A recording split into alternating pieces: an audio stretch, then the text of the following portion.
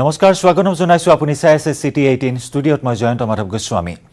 Corona আক্ৰান্ত এগৰাকী ব্যক্তিৰ মৃত্যুৱে অধিক আতংকিত কৰি তুলিছে ৰাজ্যবাসীক কিয়নো প্ৰথমবাৰৰ বাবে ৰাজ্যত মৃত্যু হৈছে কোভিডৰ লক্ষণ নথকা এগৰাকী কৰোনা আক্ৰান্ত ৰোগীৰ ইপিনে 32 গৰাকীলৈ বৃদ্ধি পালে ৰাজ্যত কৰোনা আক্ৰান্ত ৰোগীৰ মৃত্যুৰ সংখ্যা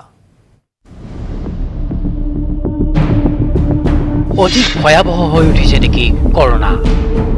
অসমৰ অধিক সংখ্যক কোভিড পজিটিভ লোকৰ দেহত নাই কোভিডৰ লক্ষণ দ্ৰুতগতিত বৃদ্ধি পোৱা কোভিড সংক্ৰমণৰ মাজতো সেয়া আছিল অসমবাসীৰ বাবে আশ্বাস পিছে সেয়া ধূলিসাৎ কৰি শুকুৰবাৰে আহিল এক ভয়ানক খবৰ কোভিড লক্ষণ নথকা এজন কোভিড পজিটিভ লোকৰ মৃত্যুৰ বাতৰি আইআইটি গুৱাহাটীৰ কোভিড হাস্পতালত মৃত্যু 53 বছৰীয়া এগৰাকী কোভিড আক্ৰান্তৰ লক্ষণীয়ভাৱে লোকজনৰ দেহত কোভিডৰ কোনো লক্ষণ নাছিল আন কোনো ৰোগৰ লক্ষণ হঠাতে শৰীৰত অক্সিজেনৰ পৰিমাণ হ্ৰাস পায় এঘণ্টাৰ ভিতৰতে মৃত্যুমুখত পৰে লোকজনৰ নাম হৰেশ্বৰ নাথ কোভিডৰ কোনো লক্ষণ নথকা লোকজনৰ আকস্মিক মৃত্যুত উদ্বিগ্নতা প্ৰকাশ কৰিছে স্বাস্থ্যমন্ত্ৰী হিমন্ত বিশ্ব শৰ্মাই আইচিএমআৰে লক্ষণ নথকা কোভিড আক্ৰান্তক ঘৰতে চিকিৎসাৰ পোষকতা কৰাৰ সময়তে এই বাতৰি কঢ়িয়াই আনিছে ভয়াবহ সংকেত আনহাতে জিএমচিএইচত পুনৰ মৃত্যু হৈছে 4 গৰাকী কৰোনা আক্ৰান্তৰ জিএমচিএইচৰ আইচিইউত চিকিৎসাধীন হৈ থকা অৱস্থাতে মৃত্যু ৰাখাল দেৱ ৰমেশ কায়স্থ সুখময় ভৌমিক আৰু আৰহি বৰুৱা শইকীয়াৰ লগতে বহুকেইজনৰ অৱস্থা সংকটজনক মইতো আইচিইউত দেখি আহিলোঁ আমাৰ 30টা আইচিইউ আছে দুজনক বাদ দি 28টাই বেয়া কেছ আছে আজিৰ দিনতো যোৱাবাৰ যেতিয়া মই আইচিইউত আছিলোঁ 12টা কেছ আছিলে আজি 30টা কেছ এতিয়ালৈকে আইচিইউত আহিয়ে পাইছে আৰু হয়তো আৰু আহিব শুকুৰবাৰে 5জন লোকৰ মৃত্যুৰে ৰাজ্যত কৰোনা আক্ৰান্ত হৈ মৃত্যু হোৱা লোকৰ সংখ্যা বৃদ্ধি পালে 32 জনলৈ বৃহস্পতিবাৰে দিনটোতো মৃত্যু হৈছিল 5 গৰাকী কৰোনা আক্ৰান্তৰ ক্ৰমাগতভাৱে দুটা দিনত 5 গৰাকীকৈ কোভিড আক্ৰান্তৰ মৃত্যু বাতৰিয়ে উমান দিছে কি ভয়াবহ দিনলৈ আগবাঢ়িছে ৰাজ্য ইপিনে মহানগৰীৰ দুখন ব্যক্তিগত হাস্পতালৰ মৰ্গতে আছে দুটাকৈ কোভিড ৰোগীৰ মৃতদেহ দিছপুৰ পলিক্লিনিক আৰু এপল হস্পিটালত মৃত্যু ঘটিছিল দুগৰাকী কোভিড আক্ৰান্তৰ কিন্তু চৰকাৰৰ নিৰ্দেশ অনুসৰি কোভিড আক্ৰান্তৰ সৎকাৰ কৰিব লাগে প্ৰশাসনে ব্যক্তিগত চিকিৎসালয় দুখনে প্ৰশাসনক অৱগত কৰাৰ পিছতো প্ৰশাসনে কৰা নাই সৎকাৰৰ ব্যৱস্থা ফলত দুই মৃত ব্যক্তিৰ পৰিয়ালৰ মাজত হাহাকাৰৰ সৃষ্টি হৈছে বিভূতিত পৰিছে ব্যক্তিগত খণ্ডৰ হাস্পতাল দুখনো report news 18 Assam north east তুংগত উঠিছে আছু নেতৃত্বৰে স্বাস্থ্যমন্ত্ৰী ডক্টৰ হিমন্ত বিশ্ব শৰ্মাৰ বাকযুদ্ধ কৰোনাক লৈ আছু নেতৃত্বই অনা অভিযোগৰ প্ৰত্যুত্তৰ দিলে স্বাস্থ্যমন্ত্ৰীগৰাকীয়ে কৰোনা নাই বুলি প্ৰমাণ দিব পাৰিলে কোভিড ৰোগীয়ে লুৰিন দীপাংকক চুমা খাব বুলি কটাক্ষ কৰে মন্ত্ৰী হিমন্ত বিশ্ব শৰ্মাই চুমা খাব পাৰে চুমা খাব পাৰিব চুমা খাব পাৰে চুমা খাব পাৰিব মন্ত্ৰী হিমন্ত বিশ্বৰ মুখত চুমাৰ কথা চুমা খাব পাৰে চুমা খাব পাৰিব লুৰিনজ্যোতি গগৈক এবাৰ হাবতি চোৱাৰ ইচ্ছা হেনো স্বাস্থ্যমন্ত্ৰী হিমন্ত বিশ্ব শৰ্মাৰ কোভিডে নাই যদি আক্ৰান্ত কাৰ পৰা হ'ব পাৰে কাৰো পৰাতো আক্ৰান্ত হ'ব নোৱাৰে গতিকে লুৰিন গগৈ আহিলে মই এবাৰ হাবতিও চাব ইচ্ছা হৈ আছে মোৰ কৰোনা ভাইৰাছক লৈ স্বাস্থ্যমন্ত্ৰীয়ে নাটক কৰা বুলি লুৰিনজ্যোতি গগৈয়ে অভিযোগ উত্থাপন কৰাৰ পিছতে উভতি ধৰি মন্ত্ৰী হিমন্ত বিশ্ব শৰ্মাই এৰিলে তীক্ষ্ণ ব্যংগ খেল মন্ত্ৰী হিমন্তই কলে লুৰিনে দাবী কৰা মতে যদি কৰোনা নাই তেন্তে আইচিইউত থকা কৰোনা ৰোগীয়েও আছুৰ সাধাৰণ সম্পাদক আৰু সভাপতিক হাবতি ধৰি চুমা খাব যে নাইয়ে যেতিয়া আইচিইউত লৈ গৈ ৰোগীসকলে তেওঁক হাবতিব পাৰে চুমা খাব পাৰে হয় নহয় দীপাংকৰক লৈ আহিলে চুমা খাব পাৰিব তেতিয়া গম পাব এফালে আপোনালোকে কয় অমুক আক্ৰান্ত হৈছে নেকি এফালে আকৌ কয় কোভিডটো মিছা এফালে কয় অমুকৰ পৰা কোভিড বিয়পিছে ইয়াৰ পূৰ্বে আছু নেতা লুৰিন দীপাংকই অভিযোগ তুলিছিল কৰোনা প্ৰতিৰোধৰ নামত চৰকাৰে ৰাইজক আভুৱা ভৰা বুলি এই বেমাৰটো বুলি ডিক্লেয়াৰ হোৱা বহু ৰোগীক এটা কফ চিৰাপ আৰু পেৰাচিটামল 4টাৰে বিদায় দিছে 14 দিন বেডত ৰাখি পেলাই এইবোৰ নাটক এই নাটকবোৰ বন্ধ হ'ব লাগে অসমৰ মানুহ অতিষ্ঠ হৈছে গুৱাহাটীৰ মানুহ অতিষ্ঠ হৈছে পিছে এনে অভিযোগক গুৰুত্ব সহকাৰে নলৈ ওলোটাই ব্যংগ কৰিলে মন্ত্ৰী হিমন্ত বিশ্ব শৰ্মাই কলে কৰোনা ভাইৰাছ শেষ হোৱাৰ পিছতে এনেবোৰ কথাৰ উত্তৰ দিব তেওঁ আনহাতে লুৰিণজ্যোতি গগৈ আৰু দীপাংকনাথৰ মানসিকতা সাধাৰণ নহয় গৱেষণাৰ প্ৰয়োজন আছে বুলিও কটাক্ষ কৰিলে মন্ত্ৰী হিমন্ত বিশ্ব শৰ্মাই কোভিডৰ পিছত মই যি ক'ব লাগে কম মই বুলি নহয় যিকোনো স্বাস্থ্যমন্ত্ৰী বা যিকোনো মানুহ আহিলে কৰ্মীসকলে ভাল পায় এতিয়া সেইটোৰ যদি এটা নিগেটিভ মিনিং উলিয়াব খোজে তেতিয়াহ'লে মই এইটোৱে বুজিব লাগিব যে তেওঁলোকৰ মানসিকতা সাধাৰণ মানুহৰ মানসিকতা নহয় এইবোৰ গৱেষণা কৰিবলগীয়া মানসিকতা চুমা খাব পাৰিব news desk report news 18 Assam north চুমা খাব পাৰে চুমা খাব পাৰিব গতিকে লুৰিণ গগৈ আহিলে মই এবাৰ সাৱটিও চাব ইচ্ছা হৈ আছে মোৰ ইফালে MCHত মৃত্যু হোৱা প্ৰথমগৰাকী কৰোনা ৰোগীৰ মৃতদেহ সৎকাৰক লৈ এতিয়া বিপাঙত পৰিছে ডিব্ৰুগড় জিলা প্ৰশাসন কৰোনা ৰোগীৰ মৃতদেহ ক'ত সৎকাৰ কৰিব তাকে লৈ প্ৰশাসনৰ চিন্তা কিয়নো মৃতদেহ নিজ গাঁৱলৈ লৈ নোযোৱাৰ সিদ্ধান্ত আত্মীয় স্বজনৰ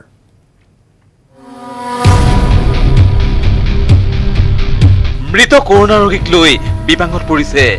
ডিব্ৰুগড় জিলা প্ৰশাসন মৃতদেহ ক'ত সৎকাৰ কৰিব তাকে লৈ চিন্তিত হৈ পৰিছে ডিব্ৰুগড় জিলা প্ৰশাসন বুধবাৰে অসম চিকিৎসা মহাবিদ্যালয়ত ভৰ্তি হৈছিল চৰাইদেউৰ ভৱেন গগৈ নামৰ এজন ব্যক্তি নিমুনিয়াকে ধৰি বিভিন্ন ৰোগত আক্ৰান্ত হোৱা ভৱেন গগৈ চিকিৎসাধীন হোৱাৰ মাত্ৰ 6 ঘণ্টাৰ পিছতেই সাৱটি লৈছিল কৰোনা মৃত্যু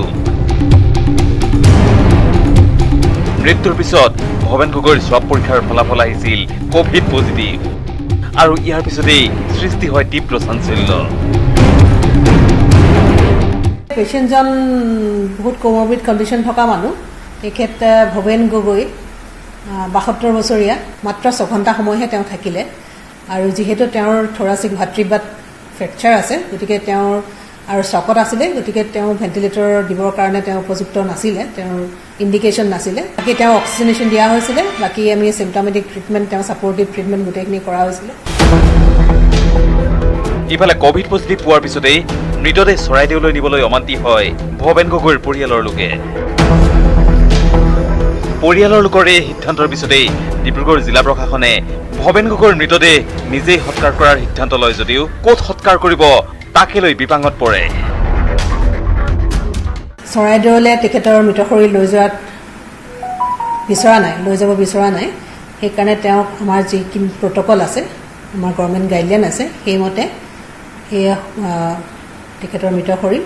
ইয়াতে আমাৰ ডিষ্ট্ৰিক্ট এডমিনিষ্ট্ৰেশ্যনে আমাৰ ডেপুটি কমিশ্যনাৰে দায়িত্ব লৈছে ডিব্ৰুগড়তে সেই দাহ সংস্কাৰখিনি কৰা হ'ব ইতিমধ্যে ভৱেন গগৈ চিকিৎসাধীন হৈ থকা ৱাৰ্ডটো কণ্টেইনমেণ্ট জ'নৰূপে ঘোষণা কৰিছে অসম চিকিৎসা মহাবিদ্যালয় কৰ্তৃপক্ষই ডিব্ৰুগড়ৰ পৰা কেমেৰা পাৰ্চন দিনেশৰ সৈতে Thomas Buragohain news 18 Assam north east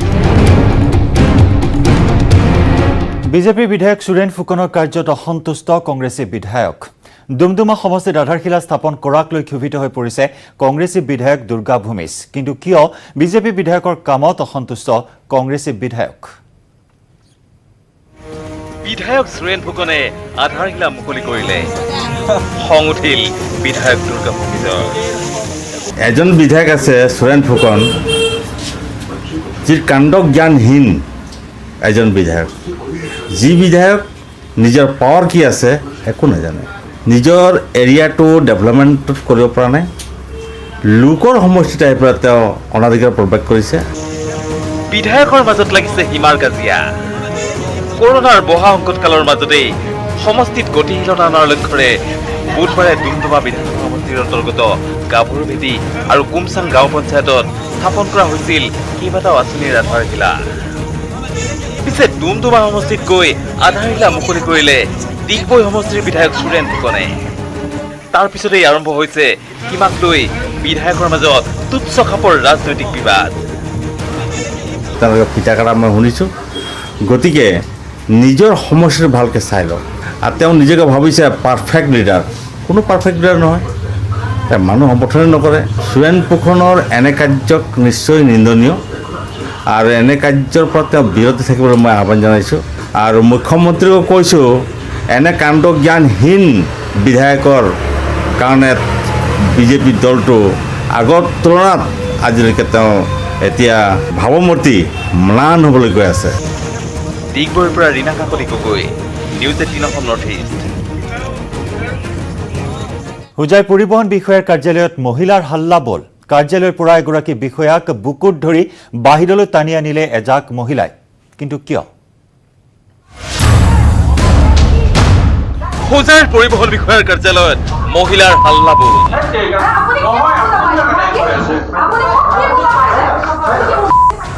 মহিলাৰ দল এটাই এজন বিষয়াক দিছে দোষ। বিষয়াই ধৰিছে কাণত।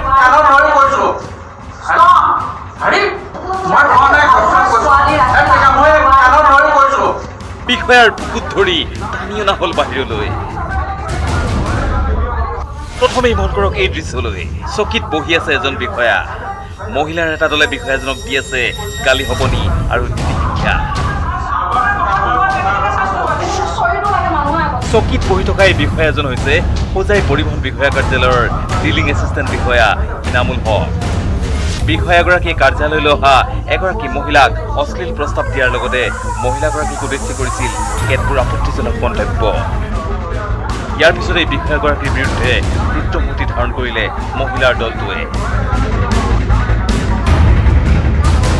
মহিলাৰ দলটোৱে এইদৰে চকীত বহাই নীতি শিক্ষা দিয়াৰ পিছত বিষয়াগৰাকীয়েও কাণত ধৰি বিচাৰে ক্ষমা।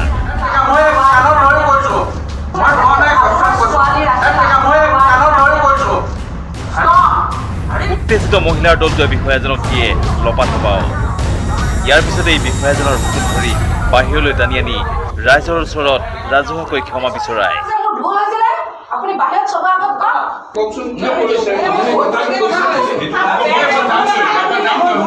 আমাৰ গাঁৱৰ মানুহখিনি সন্মান কৰিব শিকক আগত। আপোনাৰ চাকৰি চৰকাৰী হ'ব বা চৰকাৰে কোনে বনাইছে? আমি বনাইছো চৰকাৰ। আমি চৰকাৰ আমি বনাইছো ভোট দি দি। গতিকে সন্মান কৰিব মানুহ। মাইকী মানুহক সন্মান কৰিব বিশেষকে। কোনোবা আপোনাক জন্ম দিছে, ৰাখেল নহয় কোনোবা। হোজাইৰ পৰা Pranab Sharma, news 18 Assam north east.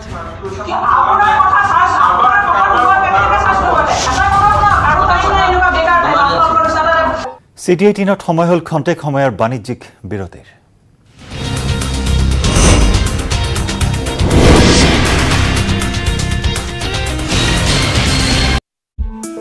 Royal প্ৰভাৱ পৰা পৰিলক্ষিত হৈছে। ভূটান চৰকাৰে মুখ্য প্ৰৱেশ দ্বাৰত বিগত 4 মাহ ধৰি বন্ধ কৰি ৰখাত এতিয়া দাঁতগিৰিত ব্যৱসায় বাণিজ্য স্তব্ধ হৈ পৰিছে। 4 মাহে বন্ধ ভূটান গেট। ভূটানক কেন্দ্ৰ কৰি গঢ় লৈ উঠা চিৰাঙৰ দাঁতগিৰি বজাৰত নিস্তব্ধতা। দোকান পোহাৰত নাই গ্ৰাহক। কৰ্মসংস্থাপনহীন হৈ পৰিছে বহু লোক। কৰোনা সংক্ৰমণ ৰোধৰ পদক্ষেপ হিচাপে বন্ধ আছে ভাৰত ভূটানৰ যাতায়াত। 4 মাহে ভূটান গেট বন্ধ হৈ থকাৰ ফলত ব্যাপক অৰ্থনৈতিক প্ৰভাৱ পৰিছে চিৰাঙৰ দাঁতগিৰিত। দাঁতগিৰিৰ বহু লোকৰে জীৱিকা ভূটান নিৰ্ভৰ। ভূটান গেটৰ সমীপৰ ব্যৱসায় বাণিজ্যও মূলত নিৰ্ভৰ কৰে ভূটানৰ ওপৰতে। মেক্সিমাম ইয়াতে 99% ভূটানত ডিপেণ্ড কৰা মানুহ। বিভিন্ন কামত কাম কৰে তাতে। কোনোবা মেক্সিমামটো ইয়াতে লেবাৰী আছে, তাৰপিছত ইলেক্ট্ৰিচিয়ান আছে, প্ৰফেশ্যনেলত কিবা কাম কৰে, মেকানিক আছে, ড্ৰাইভাৰ আছে। তো গোটেই মানুহ প্ৰব্লেম হৈ আছে। 60-70 আমাৰ ট্ৰাকৰ ড্ৰাইভাৰ আছে ভূটানত গাড়ী চলাই আছিলোঁ আগত। এতিয়া সিহঁতে চলাব পৰা নাই, সেইটো সমস্যা আছে। আৰু চিৰাং জিলাৰ বিভিন্ন অঞ্চলৰ পৰা গেলেংফুট গৈ বিভিন্ন কামত নিয়োজিত আছিল বহু লোক। ভূটান গেট বন্ধ হোৱাৰে পৰা এইসকল লোকে হেৰুৱাইছে জীৱিকা। মেইন ভূটানতে আছিলে ইনকামটো। বিল্ডিং বনাই কিবা কণ্ট্ৰেক্ট লৈ বেলেগ বেলেগ ধৰণৰ কাম কৰি ইয়াতে গোটেই। তো তেনেকৈ আছিলে প্ৰব্লেমটো। কিন্তু এতিয়াতো চব বন্ধৰ কাৰণত আমাৰ প্ৰব্লেমটো আছে, যথেষ্ট প্ৰব্লেম আছে ইয়াতে। দোকান পোহাৰ ব্যৱসায়িক প্ৰতিষ্ঠান খোলা হৈছে যদিও পূৰ্বৰ দৰে নাই গ্ৰাহক। একেবাৰে বেয়া। গাড়ী চাৰি অলপ বেছিকৈ আহিলে অলপ বিজনেছটো ভালে হয় নহ'লেতো নাই আৰু কোভিড-19ৰ ভয়াৱহতাৰ প্ৰতি লক্ষ্য ৰাখিয়ে ভাৰতীয় নাগৰিকৰ প্ৰৱেশত বাধা আৰোপ কৰিছে ভূটান চৰকাৰে এয়া সময়ৰ আহ্বান কিন্তু সকলোৰে এটাই আশা কোভিড-19ক লৈ উদ্ভৱ হোৱা পৰিস্থিতিৰ শীঘ্ৰেই অন্ত পৰক ঘূৰি আহক পূৰ্বৰ দৰে স্বাভাৱিক জনজীৱন ব্যৱসায় বাণিজ্য বঙাইগাঁৱৰ পৰা Upananda Sharma news 18 Assam north east লাজ লাগিছে এটা গৰু চোৰৰ গৰু চুৰি কৰিবলৈ আহি হাতে লোতে ধৰা পৰাত জীৱনত কেতিয়াও চুৰি নকৰো বুলি ক'লে গোভাইট চোৰটোৱে ক'ত ঘটিল এই ঘটনা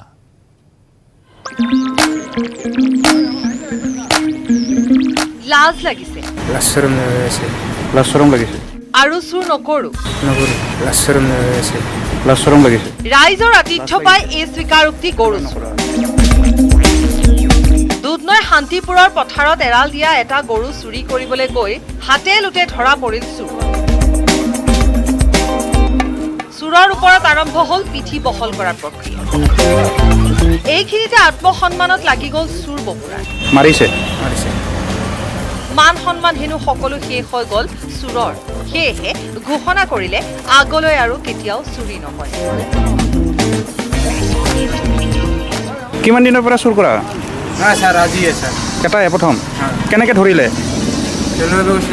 হে এখানে পাব্লিকে ধৰিলে মাৰিছে দুখ পাইছা আৰু চুৰ কৰিবি ইয়াৰ পিছত না না লাজ চৰম লাগিছে লাজ লাগিছে সেইটো কাৰণে নকৰা আৰু এবাৰ শুনক চুৰ পুৰাণৰ আন এক অধ্যায় একেটা দিনতে দুধনৈৰে নৱগ্ৰাম গাঁৱত ঘটিল আন এক চুৰিকাণ্ড নিশা বাইক স্কুটি বিচাৰি বিয়াপি দি ফুৰা তিনি চুৰ প্ৰৱেশ কৰিলে দুধনৈ নৱগ্ৰাম গাঁৱত নিশা তেতিয়া 2 বাজিছিল এজনৰ ঘৰত সোমাই বাৰান্দাত থকা এখন স্কুটি উলিয়াই নিছিল চুৰৰ দলটোৱে পিছে স্কুটিখন উলিয়াই নিয়াৰ কিছু সময়ৰ পিছতে গৰাকীয়ে বাহিৰলৈ ওলাই গম পাই দেখে স্কুটি চুৰি হোৱাৰ কথা লগে লগে চুবুৰীয়াক জনাই আৰম্ভ কৰে চুৰ খেদাৰ অভিযান চুৰ তিনিটাই কিছু দূৰ গৈ স্কুটিখন ষ্টাৰ্ট কৰিবৰ বাবে ৰখাই থোৱা অৱস্থাতে স্কুটিৰ গৰাকীয়ে বিচাৰি পালে চুৰৰ দলক গৰাকীক দেখাৰ লগে লগে স্কুটি এৰি হাবিত সোমাল চুৰ নোলোৱালৈকে গৰাকী আৰু গাঁৱৰ ৰাইজে চুৰৰ বাবে খেপ দি বহি ৰল হাবিৰ কাষতে শেষত উপায় নাপাই জংঘলৰ পৰা ওলাই আহিল চুৰ আৰু ধৰা পৰিল ৰাইজৰ হাতত ৰাতি 2টা বজাত যেতিয়া বাহিৰত ওলোৱা হয় তেতিয়া অকস্মাতে তাৰমানে আমাৰ ঘৰৰ পৰা 2টা চোৰ বাহিৰত দৌৰি অহা দেখিলোঁ তাৰপিছত আমি লগে লগে গাঁৱত খবৰ দিওঁ গাঁৱত খবৰ দিয়াতে সকলো গাঁৱৰ মানুহে লগ লাগি পেলাই তেনেকৈ ধৰিছে খেদি তেনেকৈ ধৰিলে ৰাইজে এইজনাকো ধৰি পিঠিত দিলে অকিল ইয়াৰ পিছতে 2 চুৰক ৰাইজে ধৰি দুধনৈ আৰক্ষীক গতাই দিলে দুধনৈৰ পৰা অৰূপনাথ ৰিপৰ্ট নিউজ 18 অসম নৰ্থ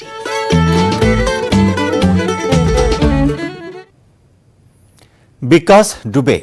দেশৰ অন্য প্ৰান্তৰটো দূৰৰে কথা 3 জুলাইৰ পূৰ্বে কানপুৰৰ আণ্ডাৰৱৰ্ল্ড ডন বিকাশ ডুবে পৰিচিত নাছিল উত্তৰ প্ৰদেশৰ লোকৰ বাবেও কিন্তু হঠাতে কানপুৰ আৰক্ষীৰ বাবে মোষ্ট ৱান্টেড হৈ পৰিছিল বিকাশ ডুবে দেশৰ সৰ্বাধিক চৰ্চিত ব্যক্তি হৈ পৰিছিল বিকাশ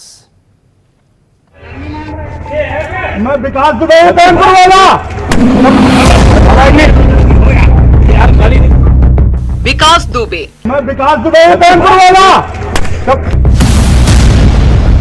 হঠাতে দেশ জুৰি চৰ্চিত হৈ পৰা এটা গেংষ্টাৰ 3 জুলাই উত্তৰ প্ৰদেশৰ কানপুৰত 8 আৰক্ষীক হত্যা কৰি দেশ জুৰি চৰ্চিত হৈ পৰে বিকাশ ডুবে বিকাশ ডুবে পিছে নিজকে চিনাকি দি ভাল পাইছিল বিকাশ পণ্ডিত বুলি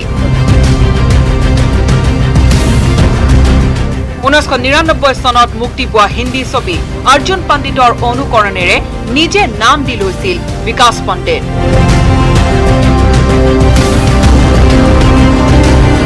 তেতিয়ালৈ কানপুৰত গ্যাংষ্টাৰ হিচাপে বিখ্যাত হৈ পৰিছিল বিকাশ ডুবে ছবিঘা মাটি সংক্ৰান্তীয় এক ঘটনাৰে অপৰাধ জগতত ভৰি দিছিল বিকাশ ডুবে নিজে গেং খুলি লোৱা বিকাশৰ নামত 1990 চনত ৰুজু হৈছিল প্ৰথমটো হত্যাৰ গোচৰ হত্যা আৰু ভূমি দখল সম্পৰ্কীয় গোচৰেৰে ক্ৰমে দীঘলীয়া হৈ গৈ থাকে বিকাশ দুবেৰ অপৰাধৰ তালিকাখন কানপুৰ আৰক্ষীৰ মোষ্ট ৱান্টেড অপৰাধী হৈ পৰে বিকাশ দুবে বিকাশ দুবেৰ বিৰুদ্ধে আছে বিজেপি নেতা হৰে কৃষ্ণ শ্ৰীবাস্তৱক হত্যাৰে জড়িতৰ গোচৰ বিজেপি নেতা তথা তদানীন্তন উত্তৰ প্ৰদেশৰ ৰাজ্যমন্ত্ৰী সন্তোষ শুক্লাৰ হত্যাৰে অভিযুক্ত বিকাশ দুবে হত্যা আৰু ভূমি দখলৰ প্ৰায় 60টা গোচৰ আছে বিকাশ দুবেৰ বিৰুদ্ধে কেৱল অপৰাধী হিচাপে নহয় বিকাশ দুবে প্ৰৱেশ কৰিছিল উত্তৰ প্ৰদেশৰ ৰাজনীতিটো বহুজন সমাজ পাৰ্টিৰ সদস্য পদেৰে বিকাশ দুবে 95-96 চনতে বাহুবলেৰে জয়লাভ কৰিছিল জিলা পৰ্যায়ৰ নিৰ্বাচনত পূৰ্বে গ্ৰেপ্তাৰ হৈছিল যদিও ৰাজনৈতিক চাপত পৰি মুক্তি দিবলৈ বাধ্য হৈছিল আৰক্ষীয়ে বিকাশ দুবেৰে পৃথকে বাস কৰা পত্নী ৰিচা দুবে এতিয়াও স্থানীয় ৰাজনীতিৰে জড়িত ৰিচা দুবেৰ ৰাজনীতিটো খটুৱাই আহিছে বিকাশ দুবেৰ প্ৰভাৱ বিকাশ দুবেক 9 জুলাইত গ্ৰেপ্তাৰৰ পিছত বৰ্তমান দুবে সমাজবাদী পাৰ্টিৰ সদস্য বুলি দাবী কৰিছিল মাতৃয়ে পিছে সেই কথা অস্বীকাৰ কৰিছে দলটোৱে 3 জুলাইত 8 আৰক্ষীক হত্যা কৰি চৰ্চিত হৈ পৰা বিকাশ দুবে ঘটনাৰ 6 দিনৰ পিছত তথা 9 জুলাইত গ্ৰেপ্তাৰ আৰু 10 জুলাইত এনকাউণ্টাৰত মৃত্যু হয় আৰু মাজৰ সময়ছোৱাত বিকাশ দুবেৰ 5টাকৈ সহযোগী নিহত হয় আৰক্ষীৰ এনকাউণ্টাৰত news desk report news 18 Assam north east मैं विकास दुबे कानपुर वाला हवाई नहीं চিটি 3ত পুনৰ সময় হলা নেটি চমু বাণিজ্যিক বিৰতিৰ